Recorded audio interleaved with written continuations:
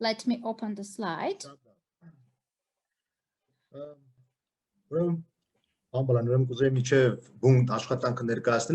Before introducing it, let's speak about the relevance of it. If you may call, any society which is in shocks or in crisis, conspiracy theories become quite widespread.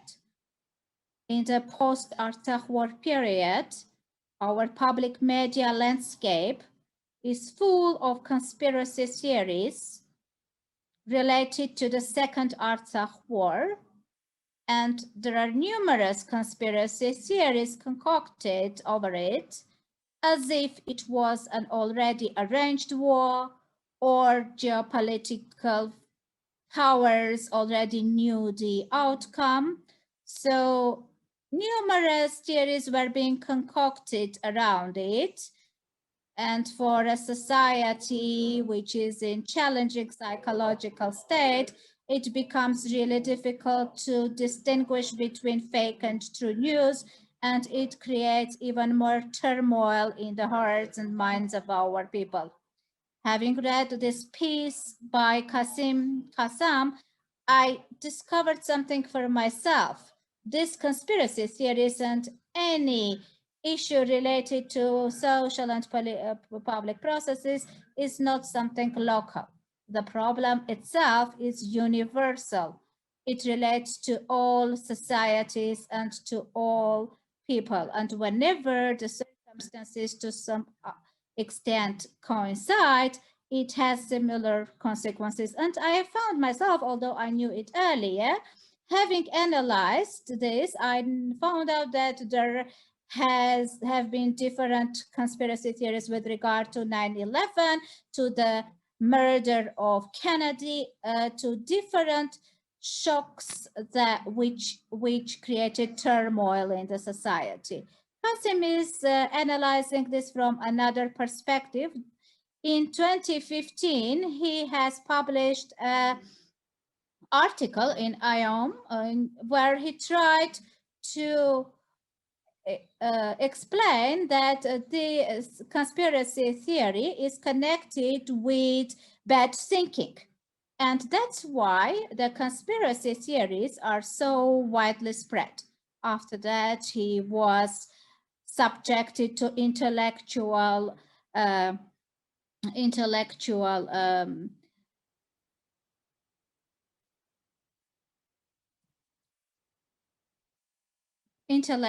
attacks. In the first chapter, he is explaining what are the conspiracy theories, then he explains why they are dangerous and how to counteract. Given our limitation in time, we will talk only about chapter 1, how the conspiracy theories should be defined, and the first difference between theories about conspiracy is that he is writing conspiracy theories in capital letter C and in capital letter T, and to identify or to differentiate it.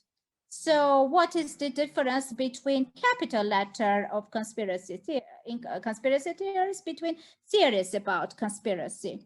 Any person familiar with political and social sciences knows very well that there have been numerous conspiracies throughout the course of history, which later became known facts.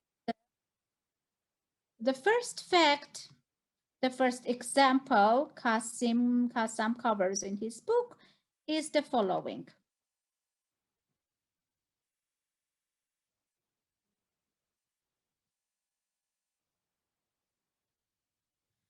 It is about, sorry, the connection was lost. Now I will try to catch up. It is about the gunpowder plot, I think. And when the historians speak about this plot, they try to link it to some theory. But can this qualify as conspiracy theory in capital letters? What is the difference between conspiracy theory and about theories about conspiracy. Conspiracy theories, Guy Fawkes, back in the 17th century, when he plotted the gunpowder plot, we intuitively understand that there are differences between the attitude towards this phenomena and towards the attitude and between the attitude towards 9/11, the terrorist act, which was, in our understanding, carried out by Al Qaeda. So, what is the key difference? Both of them represent a history about conspiracies. What is the difference between them? We do see a difference between them in terms of political, moral background. In one case, we relate to it as a historical fact. On the other case, in case of 9/11, we can say that it was something organized by Bush administration, a terroristic act whereby they exonerated their attack on Iraq and the defeat of Saddam Hussein's administration. So these are two different. What are the differences between these two? One related to Guy Fawkes as a theory about conspiracy, and in this case, this is a conspiracy theory in capital letters. Cassam, in order not to get too much intermingled, he gives a functional definition. And this means that a phenomena should be defined in accordance with the function for which this phenomena has been or event is being undertaken. The conspiracy theory in capital letters, its function is as follows. It's apparent that these theories are, first of all, to serve political agenda. It is a form to support any political agenda. If we speak about capital theories, conspiracy theories in capital letters, this means that any conspiracy theories are there to serve a political agenda. And the key definition, the key difference in the definition is that conspiracy theory in capital differs from conspiracy theories in small letters, is that the first one is serving a political propaganda or a political agenda. Any conspiracy theory is related to, be it related to Holocaust, to Armenian genocide, to 9/11, and whenever we have a theory, conspiracy theory in capital letters, it is serving a political agenda, a particular political agenda. Cassam is mostly differentiating between two possible propaganda or agenda. One is right-wing and the other is left-wing, and therefore he determines two types of conspiracy theories. We need to define what are the right-wing and the left-wing agendas. Maybe Armenia, in the Armenian context, this won't be so easily comprehensible. Throughout the world, there are no clear-cut definitions of what is right-wing or left-wing or agenda. The right-wing political philosophy or political theory relates to more conservative nationalistic theories. If we speak about the economy, it is more about liberal theories. And the left wing, in the contrary, are more advanced theories, cosmopolitan theories, and if they are liberal, they're related to economy, these are more social theories. Therefore, we differentiate between right-wing and left-wing theories. If we look into the theory according to Cassam, and if we look into the conspiracy theories in capital letters, we will see that more conspiracy theories were concocted by the ideologies serving the right-wing political agenda, be it anti-Semitism, be it something about vaccination, COVID-19, Bill Gates, Illuminati, Masonic, or anti-globalists, which became quite this discourse related to George Soros, this billionaire and philanthropist became quite popular in Armenian context as well. So in our public media landscape, these theories became widespread, and we somehow became familiar with what is going on globally. And they do have influence on our media landscape and are forming a specific agenda. Left-wing propaganda relates more to conspiracies related to 9/11. What is the agenda behind it? That the terroristic act was organized by Bush administration rather than Al-Qaeda, and Bush administration, having known about it or having promoted it, has tried to somehow create the basis for its to exonerate its further presence in Iraq. And there are also anti-capitalism theories, and I may reflect on them during the Q&A session.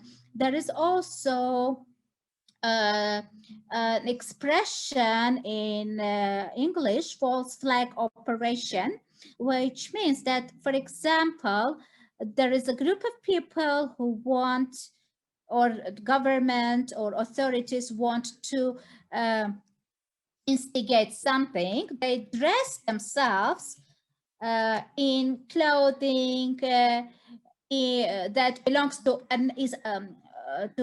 another group, and thereby they try, in the name of any other country or any other power center, to perform actions whereby they will be blamed. So 9/11 well fits into this context, whereby Bush administration was blamed for having put up this act. And media experts also know what it means when in fake words there are persons in fake profiles acting in the name of competitor, making any declaration or statement, and thereby provoking actions in the field of the competitor. Let's speak about the special aspects of conspiracy theories, whereby we will define what is the difference between conspiracy theories in capital letter from conspiracy theories in small letters. When we speak about this capital letter written conspiracy theories, are they reliable? Are they real? Should we believe in them? Are they true or not? So how come a person who is getting information from open sources, how can one identify whether he or she is dealing with a reliable theory or with a fake theory? Cassam is identifying 5 key components related to conspiracy theories, which make the special aspects of it.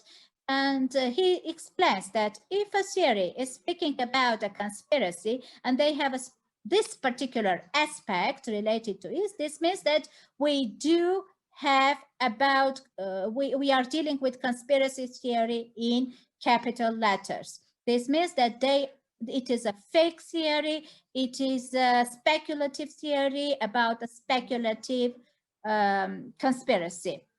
Having looked into conspiracy theories, Cassam is identifying 5 main special aspects. I will try to translate them. The first special aspect is the following. They are speculative, amateurish, esoteric. Let's try to understand what each of them means. What speculative means? Speculative means that conspiracy theories in capital letter are based on assumptions, conjecture, rather than facts. There is no real or hard evidence to prove that 9/11 was an internal effort or something promoted by Bush administration. If we look into the conspiracy theory in capital letter about Bush administration, the key argument is that the buildings collapsed not as a result of collapse from the uh, planes, but they were blown from inside. So the main argument is that the collision of the plane with the building would not be so huge and powerful as for these whole buildings to collapse. But there is no science-based evidence to substantiate this argument, assumably so. So in case of any other example, or we can, a point in case might be about Holocaust. Holocaust was organized not by National Socialists led by Hitler, but this was concocted by the Jews, and the whole process of Holocaust was speculative. It didn't take place in reality. It is an outcome of propaganda. The Jews organized the whole process for themselves in the future to have the moral justification to create their state. And we see that after the Second War, the Jews were able to establish their own state. It is again a speculation. There is no evidence. There is no fact about this. There is no fact which would substantiate that Holocaust was speculative, was fake, but there are facts proving the contrary. The same can be said about the Armenian genocide in the Azeri and Turkish media landscape. People who know this media landscape may know that there are arguments circulated in that media landscape that there was no genocide taking place. There were simply some deportations, and Armenian genocide is an outcome of Armenian conspiracy. The next theory is that these conspiracy theories are amateurish. What does it mean? That the producers of conspiracy theories, in fact, they are not specialists in the field. To understand this, we need to look into vaccination and COVID-19 related conspiracy theories. We will see that the prevailing majority of these theories as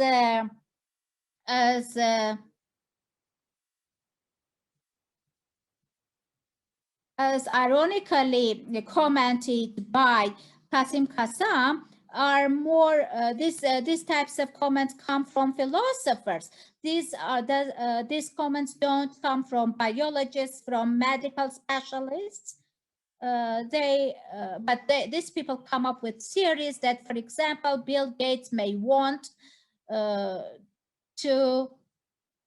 based on the idea that demographic boom may lead to world wars. Thereby, through vaccination, they try to reduce the number of population globally, and the purpose of vaccination is not to save the lives, but rather to cut the number of population.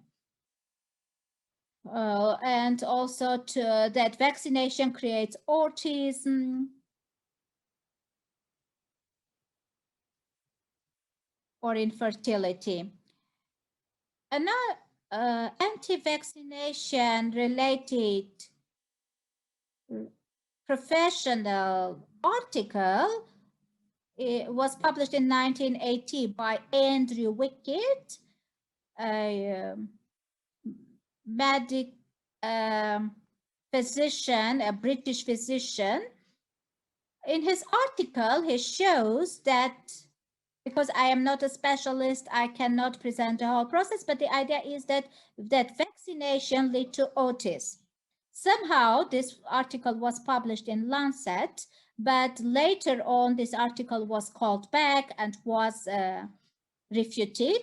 But since it was already published and it created a boom among the public on amateur level, people developed this idea that even scientists believe that vaccinations lead to autism, but nobody takes into consideration that this article was refuted. And Wickfield was also blamed for unethical approaches in the field of medicine. And finally, nobody was interested in that anymore, but everyone was interested in what was said. Everyone started concocting theories that vaccinations lead to. The third specificity is that Cassam mentions that these conspiracy theories are esoteric, meaning that they have some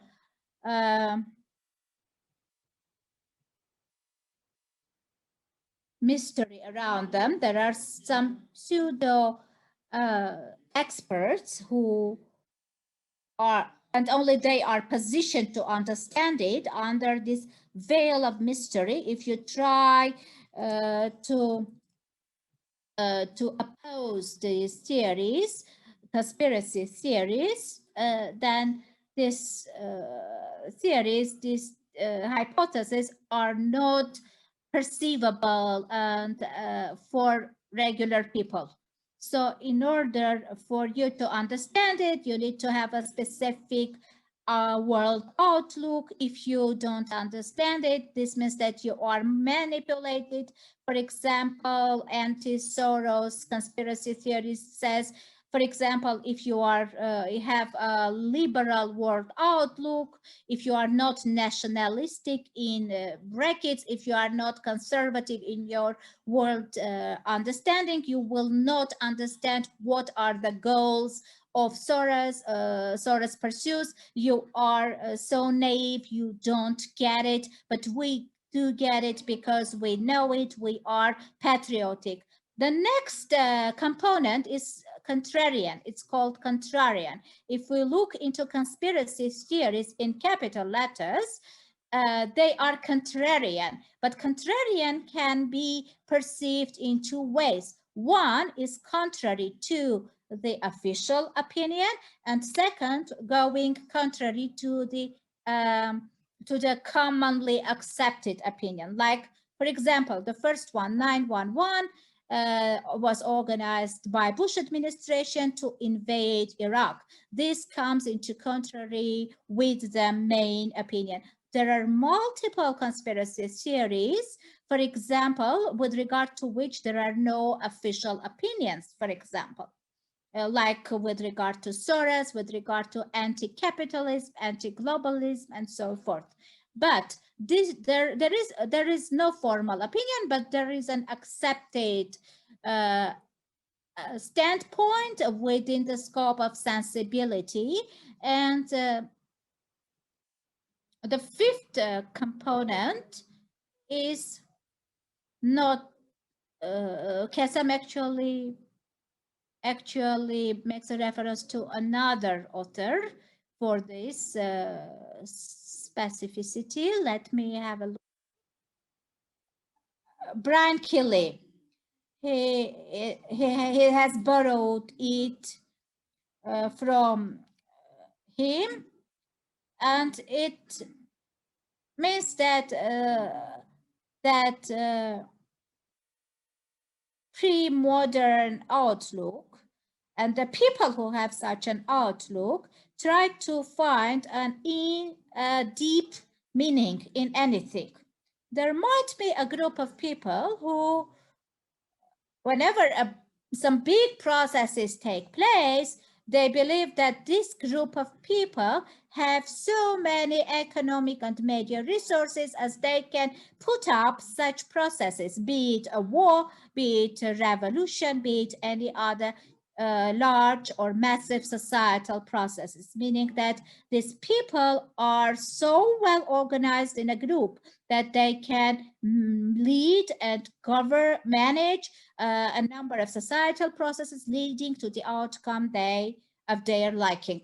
So, and Cassam says, if these 5 special aspects are there in a theory, it means that this is a conspiracy theory in capital letters. And of course, it is not reliable. Moving forward, we have tried to oppose this conspiracy theory to science-based theories. Why is it non-scientific? Why does it come into contrary? Because if you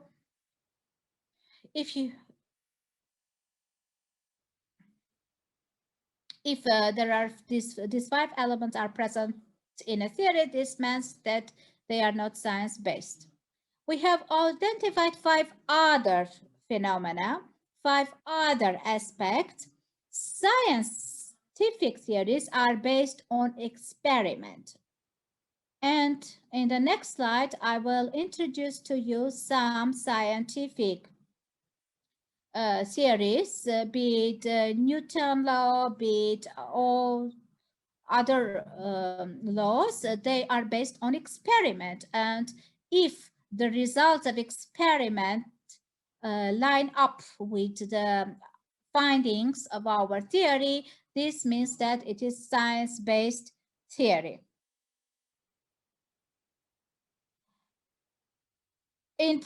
So if in principle also it is possible to perform an experiment, then again this works. So scientific theories are based on experiments. Secondly, the second specificity of conspiracy theory is that they are amateurish. They refuse expert appraisal. If you want to get a reliable or a trustworthy theory, this means you need to be an expert in the field. You have to have research in the field. The community should recognize it. In contrast to this, in case of science-based theories, scientific reputation is important. So who is behind this hypothesis? Who is the author of this hypothesis? If he is an expert in the field, this means by some internal rule, his thesis seems more reliable. Conspiracy theory is also characterized by this mysteriousness, like only some people may understand it, others may not get the grasp of it unless you have some particular qualities. In contrast to this, science theories are based on the principle of simplicity. What does it tell us? In other conditions being equal, you need to opt for the theory which is simple in presenting a particular phenomenon. There is no mystery around it. And the same people may get the same outcome by using the same instruments and may refute or approve of a theory. Also, the conspiracy theories are contrasting the existing acceptable opinion. And in the science theory, we have this principle of coherence and harmony, or sensibility. In this regard, it is very difficult to define what sensibility is. There are different theories in philosophy about this. I won't go dig deeper into it. The next specificity is called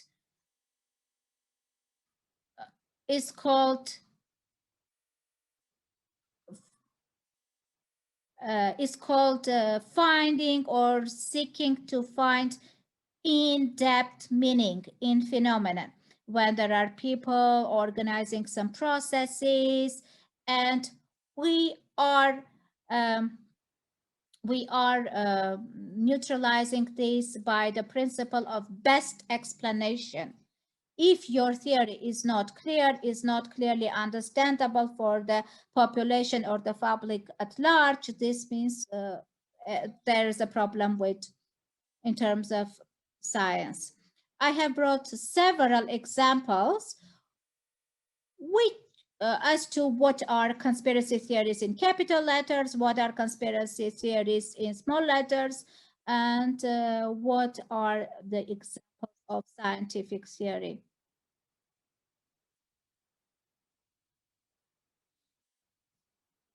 The theory of conspiracies in capital letter, a point in case is the assassination of the US President John Kennedy. According to the conspiracy theory, it was not committed by that individual assassin, but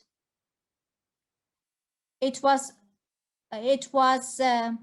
plotted by a US-based criminal group or by the Soviet Union, or it is related to Castro's administration. The main argument is that one person could not have fulfilled all these actions. One person could not have organized all this. So because the US president has such high level of protection that one person was not in the position to organize it. There were also a number of conspiracies regarding ballistic theories and so forth. There are no facts. There are only speculations.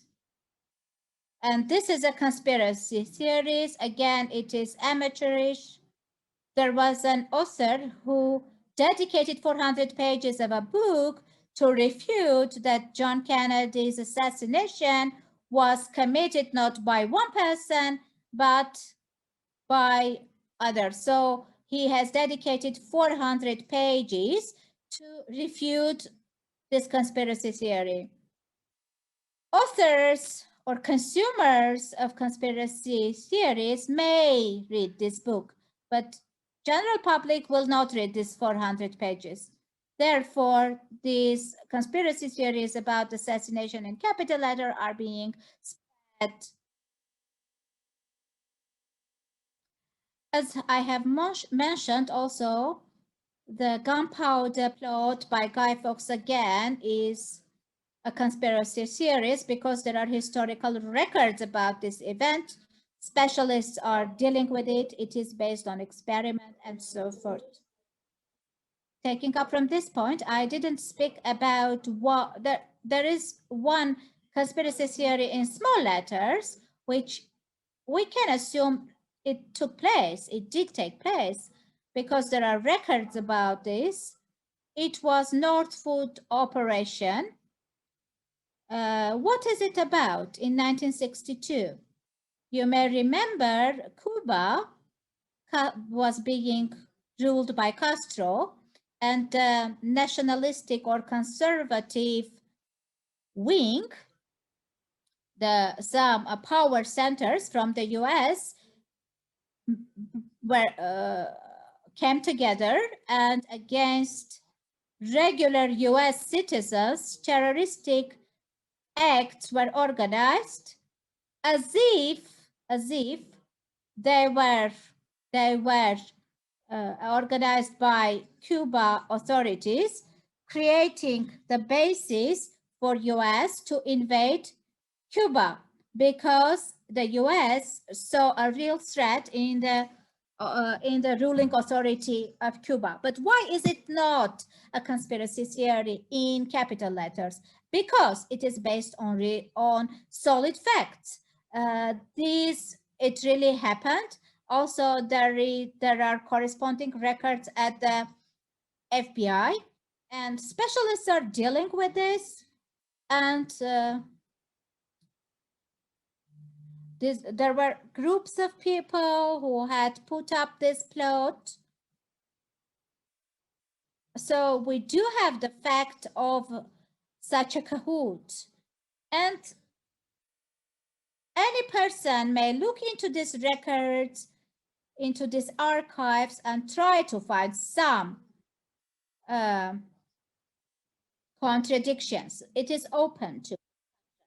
I see that we are now short of time in terms of scientific theories. All the scientific theories and any scientific as such is possible to verify through experiment, and the authors are experts in the field. They are not amateurish. They don't have any in-depth relevance, and they do not serve any political propaganda. With regard to evolutional science, it may relate to some political propaganda.